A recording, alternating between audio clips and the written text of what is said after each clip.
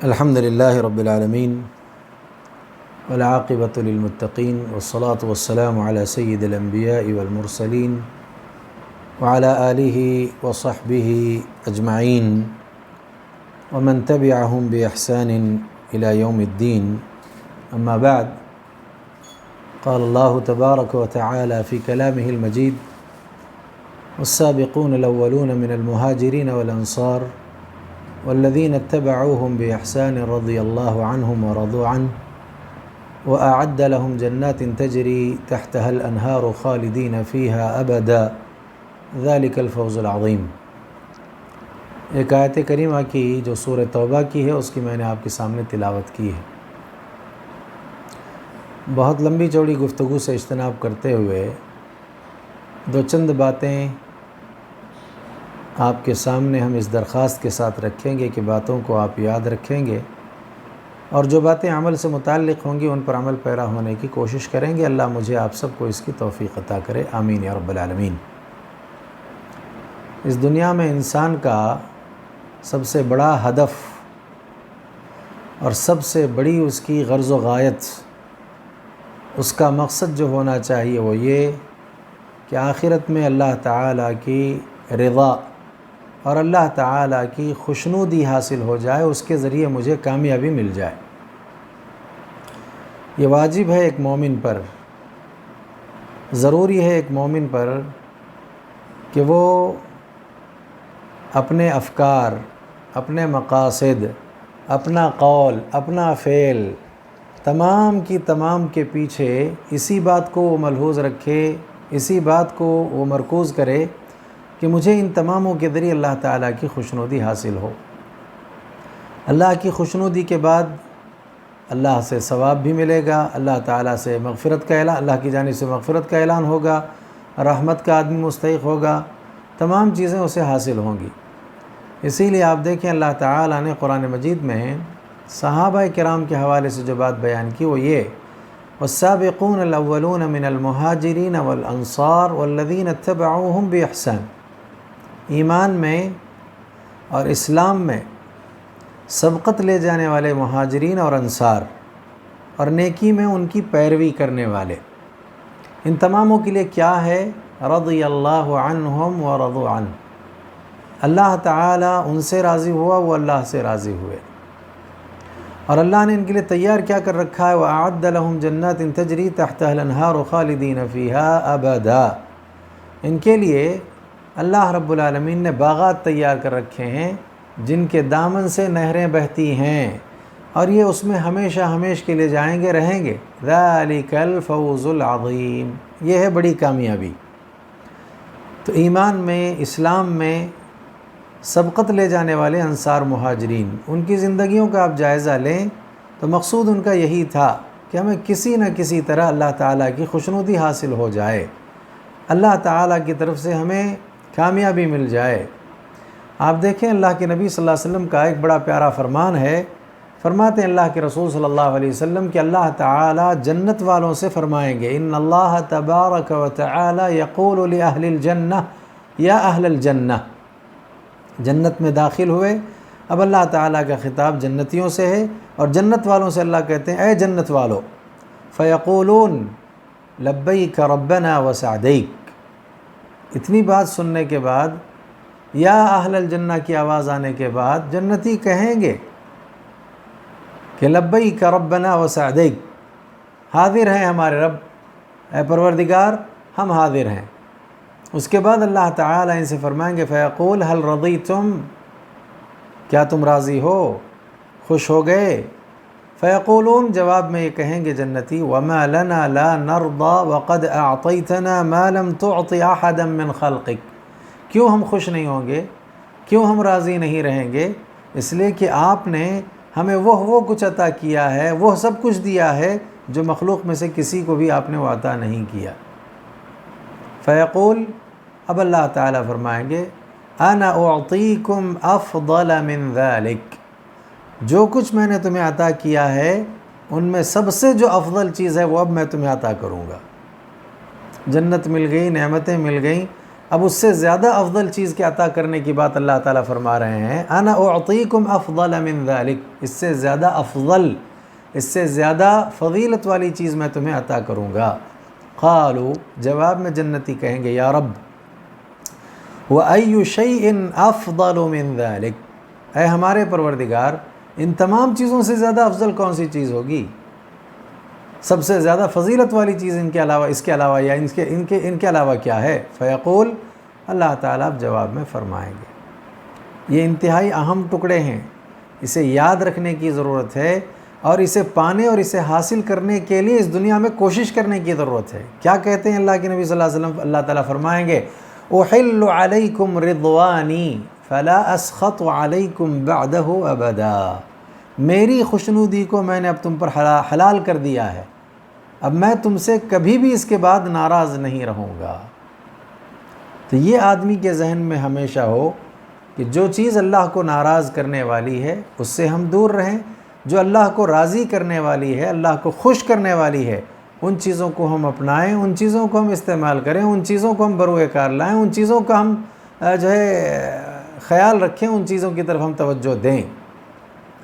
کتنے ایسے مسلمان ہیں خطاؤں کے کام کرتے ہیں، غلطیاں کرتے ہیں، گناہوں کے کام کرتے ہیں، حرام کام کرتے ہیں، اور اسی طرح سے وہ مخالف لأوامر الشرع، شریعت کی خلاف ورزی کرتے ہیں۔ اب یہ تمام کے تمام کام کر رہے ہیں، اور ان تماموں کے کاموں کو انجام دینے میں، ان تمام کاموں کے کرنے میں مقصد کیا ہے؟ میرا قریبی جو رشتہ دار ہے وہ راضی ہو جائے، میرا جو دوست ہے وہ خوش ہو جائے، اور جو میرے ذمہ دار ہیں وہ خوش ہو جائیں، میرے جو حکمران ہیں وہ خوش ہو جائیں۔ بھئی آپ اللہ کی خوشنودی کو چھوڑ کر کے حرام کام، غلط کام، شریعت کے خلاف کام کر رہے ہو، کس کی خوشنودی کے لیے؟ دوست کو راضی کرنے کے لیے، بیوی کو خوش کرنے کے لیے، بچوں کو خوش کرنے کے لیے، کسی کو اپنی محبت یا کسی کو اپنی گرفت میں لینے کے لیے، اپنے حاکم کو خوش کرنے کے لیے۔ شریعت کی خلاف ورزی ہو رہی ہے، جبکہ آپ کو معلوم ہونا چاہیے اگر غرض و غایت لوگوں کو راضی کرنا ہے، اگر غرض و غایت اپنے دوستوں کو خوش کرنا ہے، اگر غرض و غایت اپنے ذمہ داروں کو راضی کرنا ہے، ان کی رضا، ان کی خوشنودی کے لیے اگر آپ یہ کام کر رہے ہیں، کیا یہ ضروری ہے، یہ لازم آتا ہے اس سے کہ ان کی خوشنودی حاصل ہو کر ہی رہے گی؟ دنیا میں کوئی انسان ایسا نہیں جو ہر کسی کو خوش کر سکے، ہر کسی کو راضی رکھ سکے۔ کتنے لوگ ایسے ہیں ان کی خوشنودی کے لیے کام کیا جاتا ہے، اس کے باوجود وہ راضی نہیں ہوتے، ناراض رہتے ہیں۔ تو اس سے زیادہ بہتر یہ ہے کہ کئی لوگوں کو، بے شمار مخلوق کو یا انسانوں کو راضی کرنے کی فکر کرنے سے زیادہ بہتر ایک خالق کو راضی کرنے کی کوشش کی جائے، ایک اللہ کو راضی رکھنے کی کوشش کی جائے۔ جب وہ راضی ہوگا تو سب راضی ہو جائیں گے، جب وہ ناراض ہوگا تو پھر اس کے ناراض ہونے کے بعد حال یہ ہے کہ یہ کہیں کا نہیں رہے گا، مشکلات کا اس کو سامنا ہو جائے گا۔ اسی لیے آپ دیکھیں امام شافعی رحمہ اللہ کا ایک بڑا پیارا قول ہے، ایک بڑی اچھی عبارت ان کی ہے، ایک بڑی اچھی بات ان کی ہے۔ وہ کیا کہتے ہیں؟ اس میں کوئی حرج نہیں ہے کہ ایک آدمی لوگوں کی رضا اور لوگوں کی خوشنودی کے لیے کام کرے، لیکن اس میں اللہ کی خوشنودی بھی شامل رہے، اللہ کی ناراضگی اس میں نہ ہو۔ ہاں اگر آپ لوگوں کو راضی کر رہے ہیں اور اللہ اس سے ناراض ہوتے ہیں تو کیا فائدہ ہے اس کا؟ حاصل اس سے کچھ نہیں ہے۔ اللہ بھی راضی ہوں یا اللہ راضی ہوں اور اللہ کے ساتھ لوگ بھی راضی رہیں، ایسے کام اگر آپ کرتے ہیں تو امام شافعی رحمہ اللہ کہتے ہیں اس میں کوئی حرج نہیں۔ اگر نافرمانی نہیں ہوتی شریعت کی، اللہ کی نافرمانی نہیں ہوتی، فرما برداری آپ اس میں لوگوں کی کر رہے ہیں، ٹھیک ہے، لوگ بھی اس سے خوش ہوتے ہیں، اللہ بھی اس سے خوش ہو جاتا ہے، ٹھیک ہے۔ ہمیں اسی لیے اصول دیا گیا، لا طاعت لمخلوق فی معصیت الخالق، خالق کی جہاں نافرمانی نہیں ہوتی ہے آپ مخلوق کی بات مان لیں، لیکن اگر مخلوق کی بات کو ماننے میں خالق کی نافرمانی لازم آتی ہے تو پھر ایسی صورت میں مخلوق کی اطاعت نہیں کی جائے گی، چاہے وقت کا عالم ہی کیوں نہ ہو، علامہ ہی کیوں نہ ہو، حاکم ہی کیوں نہ ہو، ذمہ داری کیوں نہ ہو۔ اگر خالق کی نافرمانی لازم آتی ہے تو نافرمانی میں مخلوق کی اطاعت نہیں، خالق کی فرما برداری ہوتی ہے، خالق راضی ہوتا ہے، رب راضی رہتا ہے، ٹھیک ہے۔ مخلوق نے ایسے کاموں کے کرنے کا آپ کو حکم دیا، آپ مانیے اسے، سمو طاع کیجیے آپ۔ تو اس حوالے سے امام شافعی رحمہ اللہ کی بات یہ بڑی عمدہ ہے، بہت اچھی بات ہے اس کے ساتھ ساتھ مزید آپ اللہ کے نبی صلی اللہ علیہ وسلم کے اس فرمان کو بھی ذہن میں رکھیں۔ ترمذی میں روایت موجود ہے اللہ کے نبی صلی اللہ علیہ وسلم کی، سلسلۃ الاحادیث الصحیحہ میں علامہ البانی رحمہ اللہ نے بھی اسے صحیح کہا ہے۔ بہرحال صحیح الجامع الصغیر میں بھی یہ روایت موجود ہے، اس میں اللہ کے نبی صلی اللہ علیہ وسلم کا بڑا پیارا فرمان ہے۔ اس روایت کو اگر ہم یاد رکھ لیں تو اس کو ذہن میں رکھنے کے نتیجے میں مزاج یہ بنتا جائے گا کہ ہم ہر کام اللہ کی خوشنودی کے لیے کرنے والوں میں سے ہو جائیں۔ ایسے کام ہم نہ کریں کہ جس سے اللہ تعالیٰ ناراض ہو۔ کیا اللہ کے نبی کا فرمان ہے، من التمس رضا اللہ بسخط الناس کفاہ اللہ مؤنۃ الناس۔ ایک آدمی اللہ تعالیٰ کی خوشنودی جن کاموں میں ہے اس کو جو ہے تلاش کرتا ہے، اللہ کی رضا جس میں ہے ان کاموں کو تلاش کرتا ہے، اور لوگوں کا غصہ جس میں ہے، ظاہری بات ہے وہ کام کے کرنے سے لوگ غصے میں آئیں گے لیکن اللہ راضی ہوگا، اللہ خوش ہوں گے۔ لوگوں کا غصہ ہے، لوگ ناراض ہوں گے لیکن اللہ تعالیٰ کی خوشنودی اس کام سے حاصل ہوگی، تو پھر کیا ہوگا، کفاہ اللہ مؤنۃ الناس، اللہ تعالیٰ اس کے لیے لوگوں کی جو تکلیف ہوگی اس کے لیے اس سے جو ہے کفایت کریں گے۔ کیا مطلب ہے اس کا، غصہ لوگوں کا ہے اس کام کے کرنے سے لیکن اللہ راضی ہے۔ اب لوگوں کے غصے کی وجہ سے لوگ جو اسے تکلیف پہنچانا چاہتے ہیں، لوگ اسے جو پریشان کرنا چاہتے ہیں، اس کے لیے اللہ تعالیٰ کافی ہو جائیں گے۔ نہیں لوگ تکلیف پہنچا سکتے، زک نہیں پہنچا سکتے، نقصان نہیں دے سکتے اس کو۔ کیوں؟ اس لیے کہ اس نے لوگوں کا غصہ تو برداشت کیا کہ ٹھیک ہے تم کو غصہ آتا ہے آ جائے، لیکن یہ کام میں جو کر رہا ہوں اللہ تعالیٰ کو راضی کرنے کے لیے کر رہا ہوں، اس سے اللہ راضی ہوں گے۔ تو اللہ کی خوشنودی پانے کے لیے اس کام کو کرتا ہے جس کام پر لوگوں کو غصہ آتا ہے، اس کے باوجود وہ کر رہا ہے تو اللہ تعالیٰ لوگوں کے غصے میں آنے کے باوجود، لوگ غصے میں آ کر جو اسے تکلیف پہنچانا چاہتے ہیں ان تکلیفوں سے اللہ تعالیٰ اس کے لیے کافی ہو جاتے ہیں، اس کو بچا لیتے ہیں۔ وہیں ایک آدمی کیا کرتا ہے، وَمَنْ الْتَمَسَ رِضَى النَّاسِ بِسَخَطِ اللَّهِ، کام کر رہا ہے ایسے کہ جس سے لوگوں کی خوشنودی تو حاصل ہوگی، لوگ واہ واہ کہیں گے، لوگ عزتیں دیں گے، لوگ خوب تعریفیں کریں گے، سروں پر بٹھا لیں گے، لیکن اللہ غصے میں آئیں گے۔ دیکھیے اب بالکل الٹا ہے، کام کر رہا ہے لوگوں کی خوشنودی پانے کے لیے، عزت حاصل کرنے کے لیے، لیکن اس کام سے اللہ ناراض ہوتے ہیں، اللہ تعالیٰ غصے میں آتے ہیں۔ تو پھر ہوتا کیا ہے، سخط اللہ علیہ واسخط علیہ الناس۔ ایک روایت میں تو یہ کہ اللہ تعالیٰ اس کو اس کام کے کرنے کی وجہ سے لوگوں ہی کے ذریعے تکلیف دیتے ہیں، لوگوں کے ذریعے اس کو اللہ تعالیٰ ایذا پہنچاتے ہیں۔ کتنا بڑا نقصان ہوا کہ آپ نے لوگوں کی خوشنودی کے لیے کام کیا، لوگ خوش تو ہو گئے، اب لوگوں ہی کے ذریعے اللہ تعالیٰ آپ کو تکلیف پہنچاتے ہیں، سزا دیتے ہیں اللہ تعالیٰ۔ وہ کیسے؟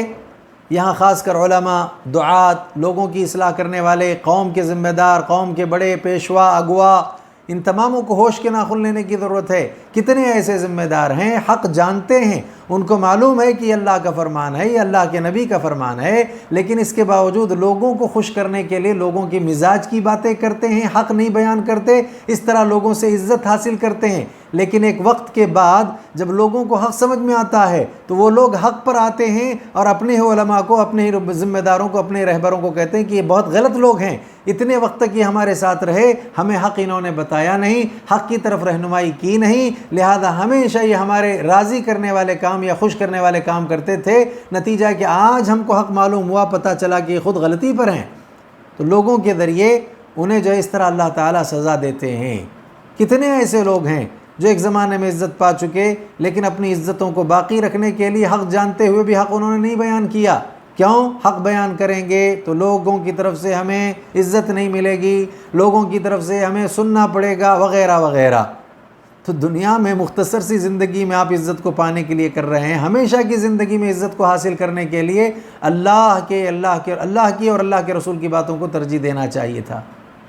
بھئی آدمی جب کام کرے دوستی اللہ کے لیے، دشمنی اللہ کے لیے کا مزاج ہونا چاہیے، یہ طبیعت بننی چاہیے۔ اسی لیے آپ یہ دیکھیں کہ شیخ الاسلام رحمہ اللہ اس سلسلے میں بڑی اچھی بات کرتے ہوئے کہتے ہیں کہ اِنَّا مَأْمُورُونَ، ہم کس بات کے مامور ہیں، بِأَن نَتَحَرَّى رِضَى اللَّهِ وَرَسُولِ، اللہ اس کے رسول کی رضامندی اور اس کی خوشنودی جن کاموں کے کرنے میں ہے ان کاموں کے کرنے پر ہم مامور ہیں۔ ہم کو یہی بات کہی گئی ہے، ہم کو یہی بتلایا گیا سورہ توبہ میں تو اللہ تعالیٰ فرماتے ہیں نا واللہ ورسولہ احق ان یرضوہ، اللہ اور اس کے رسول زیادہ حقدار ہیں اس بات کے کہ اس کی خوشنودی حاصل کی جائے، ان کاموں کو انجام دیا جائے جن کاموں سے ان کی خوشنودی حاصل ہو، ان کی رضا حاصل ہو جائے۔ ڈرنا ہے لوگوں سے ڈر کر کے کیوں جئیں؟ اللہ سے ڈرنا چاہیے کہ فلاں کام میں کروں گا تو لوگ راضی ہوں گے لیکن اللہ ناراض ہوگا تو پھر ایسی صورت میں میرا حال کیا ہوگا؟ یہ ڈر ہونا چاہیے۔ اسی لیے ضروری ہے ہمارے لیے کہ ہم اللہ سے ڈرنے والے ہوں، اللہ کے علاوہ ہماری طبیعتوں میں کسی کا ڈر اور خوف نہ آئے۔ اسی لیے اللہ قرآن میں فرماتے ہیں فَلَا تَخَافُوهُمْ وَخَافُونِي إِن كُنتُم مُؤْمِنِينَ، ان سے مت ڈرو اگر تم صاحب ایمان ہو تو ہم سے ڈرتے رہو۔ تو آدمی کو ہمیشہ اللہ سے خائف رہنا چاہیے۔ کہ اور جگہ اللہ فرماتے ہیں فَلَا تَخْشَوُا النَّاسَ وَاخْشَوْنِ، لوگوں سے مت خوف کھاؤ، مجھ سے خوف کھاؤ، مجھ سے ڈرتے رہو۔ کئی جگہ اللہ نے فرمایا، ایک جگہ تو اللہ فرماتے ہیں فَإِيَّايَ فَارْهَبُونِ وَإِيَّايَ فَاتَّقُونِ، ہمارا تقوی اختیار کرو، ہم سے ڈرتے رہو۔ اسی لیے امام ابن رجب رحمہ اللہ کہتے ہیں بڑی اچھی بات، بڑی عمدہ بات، بڑی پیاری بات، وہ کہتے ہیں کہ من تحقق ان كل مخلوق فوق التراب فهو تراب، اس روئے زمین پر جتنی مخلوقات ہیں، زمین کے اوپر جتنے جینے والے لوگ ہیں، یہ تمام کے تمام مٹی کے اوپر ہیں اور یہ سب مٹی ہی ہونے والے ہیں، یہ سب مٹی ہیں۔ تو پھر یہ جو مٹی ہونے والے ہیں، اس مٹی کو یا اس مٹی کی بات کو یا انسان جو مٹی سے بنایا گیا اس کی بات کو، اس کی اطاعت کو اللہ کی اطاعت پر کیسے ہم آگے رکھ سکتے ہیں؟ اللہ کی اطاعت کی بات کو آگے رکھنا چاہیے، اللہ کی بات کو مقدم رکھنا چاہیے، ان باتوں کو اس کے تابع کرنا چاہیے۔ تو پھر لوگوں کو راضی کرنے سے بہتر یہ ہے کہ اللہ کو راضی کرنے کا مزاج آ جائے، اللہ کو راضی کرنے کا جو ہے ذوق و شوق پیدا ہو جائے، تو پھر دیکھیے آخرت میں کامیابی ملے گی۔ اور اللہ تعالیٰ کا سب سے بڑا انعام اللہ کی خوشنودی ہے، وَرِضْوَانٌ مِّنَ اللَّهِ اکبر، اللہ کا رضوان سب سے بڑی چیز ہے۔ تو لہذا ہمیں اس بات کا ہمیشہ جائزہ لینا ہے، اپنے نفس کا یا اپنے آپ کا محاسبہ کرنا ہے کہ ہم اللہ کی فرما برداری میں اپنے نفس کو لگاتے ہیں، حق کے لیے اللہ تعالیٰ کے خیر کے لیے اپنے نفس کو لگاتے ہیں، حق کے لیے اللہ تعالیٰ حق کے لیے اپنے نفس کو لگاتے ہیں، ثواب اور درست راستے پر اپنے نفس کو لگاتے ہیں، یا غلط راستے پر اپنے نفس کو لگاتے ہیں، باطل پر اپنے نفس کو لگاتے ہیں، اللہ کے علاوہ لوگوں کے لیے اپنے نفس کو لگاتے ہیں۔ یہ ہم کو دیکھنا ہوگا۔ اگر ہم اس کی طرف توجہ کرتے ہیں، خیال کرتے ہیں، تب تو ہم کامیابی حاصل کرنے والے ہوں گے، وگرنہ آج آپ لوگوں کے لیے اپنا وقت لگاتے ہیں، اپنے نفس کو لگاتے ہیں، اپنی جو ہے اعمال کو ان کے لیے کرتے ہیں، تو ہوگا کیا؟ قیامت والا دن ایسا ہے کہ وہاں پر جن کے لیے آج آپ نے اعمال کیے تھے، جن کے لیے آپ نے کام کیے تھے، وہ خود اپنے آپ کے سامنے برات کا اعلان کریں گے، بیزاری کا اعلان کریں گے، لا تعلقی کا اعلان کریں گے۔ تو کتنا نقصان اس وقت ہوگا؟ کیا لوگوں کے لیے عمل، جن کے لیے کیا، وہ اللہ کے پاس پہنچنے کے بعد کہتے ہیں ہم ان کے اعمال سے بری ہیں، ہم نے ان کو کہا نہیں تھا کرنے کے لیے ہمارے لیے، ہم نے ایسی کوئی تعلیم تو ان کو دی نہیں تھی، اور جو تعلیم دے چکے ہوں گے وہ اپنا بھی دوسروں کا بھی وبال لیں گے، وہ الگ بات ہے۔ جو نیکوکار ہیں کبھی وہ اس طرح کی تعلیم نہیں دیتے کہ تم اللہ کو چھوڑ کر ہمارے رب بن جاؤ، یعنی ہمارے جو ہے بندے بن جاؤ، ہم کو رب مان لو، اس طرح وہ کبھی تعلیم نہیں دیتے۔ جن کو کتاب دی گئی، جن کو حکمت دی گئی، وہ کبھی ایسا نہیں کہتے، لوگوں سے اس طرح کا سبق، لوگوں کو اس طرح کی باتیں نہیں سکھاتے کہ اللہ کو چھوڑ کر ہماری پرستش کرو۔ لہذا جب وہ لوگ اللہ کی بارگاہ میں پہنچیں گے اور یہ لوگ بھی جو پیروی کرنے والے پہنچیں گے، تو پھر وہاں حال یہ ہوگا، پیروی کرنے والوں کی پیروی سے جن کی پیروی کی گئی وہ بیزاری کا اظہار کریں گے۔ کتنا بڑا گھاٹا ہوگا، قرآن میں اللہ اس کا تذکرہ کرتے ہیں۔ اِذْ تَبَرَّأَ الَّذِينَ اتُّبِعُوا مِنَ الَّذِينَ اتَّبَعُوا وَرَأَوُا الْعَذَابَ وَتَقَطَّعَتْ بِهِمُ الْأَسْبَابُ، سارے رشتے ناتے وہاں سب ختم ہو جائیں گے۔ عذاب کو دیکھنے کے بعد پیروکار، پیشوا جن کی پیروی کر رہے تھے، وہ تمام کے تمام پیروی کرنے والوں کی پیروی سے بیزاری کا اظہار کریں گے، لا تعلقی کا اظہار کریں گے۔ حال کیا ہوگا؟ کبھی تو ایسا ہوگا کہ خود پیروی کرنے والے جب یہ دیکھیں گے کہ ہمارے بڑوں نے تو لا تعلقی کا اور بیزاری کا اظہار کیا ہے، اور اس بات کو اللہ کے سامنے واضح کر دیا ہے کہ ہم نے انہیں کبھی ایسی تعلیم نہیں دی تھی، تو پھر ایسی صورت میں سوائے کفِ افسوس کے ملنے کی اور کوئی شے وہاں ہاتھ نہیں آئے گی۔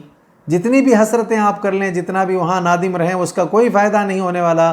کچھ ایسے بھی دنیا میں ہیں جن کا مقصد یہی ہے کہ ہماری ساکھ باقی رہے، ہمارا مقام باقی رہے، ہم جو کہیں اس کو سنا جائے، لوگوں کے معاملات نے، لوگوں کی عزتوں نے ان کو اتنا بڑا کر دیا ہے کہ اب اللہ کی بات کے آنے کے بعد بھی وہ اپنی باتوں کو منوانے پر ہیں، تو ایسے لوگوں کا انجام قیامت والے دن کیا ہوگا، اور ایسے لوگوں کے لیے پیروی کرنے والے کیا کہیں گے۔ اللہ نے اس کو بھی سورہ احزاب میں نقل کیا ہے۔ اللہ قرآن مجید میں فرماتے ہیں کہ وہ کہیں گے ربنا انا اطعنا سادتنا وکبراءنا فاضلونا السبیلا، اے ہمارے پروردگار، یہ ہمارے بڑے ہیں، یہ ہمارے پیشوا ہیں، ہمارے سردار ہیں، سربراہ ہیں، ہم نے ان کی اطاعت کر لی ہے، ہم نے ان کی باتوں کو مان لیا، انہوں نے ہم کو گمراہ کر دیا ہے۔ فاضلونا السبیلا ربنا آتihim ضعفین من العذاب، اے ہمارے پروردگار ان کو دگنا عذاب دے، اور ساتھ ہی ساتھ وَلْعَنْهُمْ لَعْنًا كَبِيرًا، اور بڑی لعنت کا ان کو مستحق کر دے۔ دیکھیے آپ دونوں اعتبار سے گھاٹا۔ تو جو یہاں یہ مزاج بناتے ہیں کہ ہم کو اللہ کی خوشنودی کو ملحوظ رکھنا ہے، اللہ کو راضی کرنے والے کام کرنے ہیں، اللہ کو جو ہے راضی کرنے والے کاموں کو انجام دینا ہے، اور جو لوگوں کے ساتھ وہ معاملہ کرتے ہیں وہ اللہ کی خوشنودی کے لیے کرتے ہیں۔ برائی کو دیکھا، اللہ کی خوشنودی کے لیے روکنا شروع کیا، بھلائی کو عام کرنے کی کوشش کی اللہ کی خوشنودی کے لیے۔ ایسا نہیں ہے کہ برائی کو دیکھ کر کے بھی خاموش رہ گئے اس لیے کہ یہاں بولنے میں ہماری عزت داغدار ہوگی، یہاں بولنے میں ہمارا مقام مجروح ہوگا، یہاں بولنے میں ہم معاشرے میں جو ہے گھٹیا سمجھے جائیں گے۔ اس طرح کی چیزوں کو ذہن میں رکھ کر کے اگر وہ حق کو عام کرنے سے رک گئے اور باطل کو انہوں نے پنپنے کا موقع دیا تو نتیجہ یہ ہوگا کہ آخرت میں یہی لوگ ان کے خلاف ہوں گے اور آخرت میں نقصان کا سامنا ہوگا۔ ایسے بہت سارے نقصانات ہوتے ہیں، اسی لیے جو کام بھی ہم کریں اللہ کی خوشنودی کے لیے کریں۔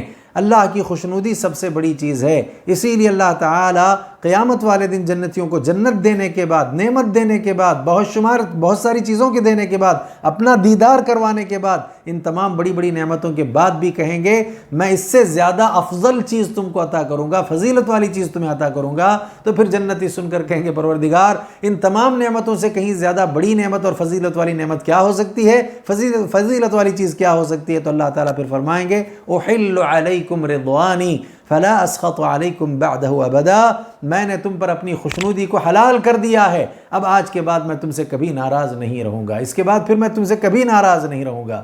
تو یہ ہے اصل چیز۔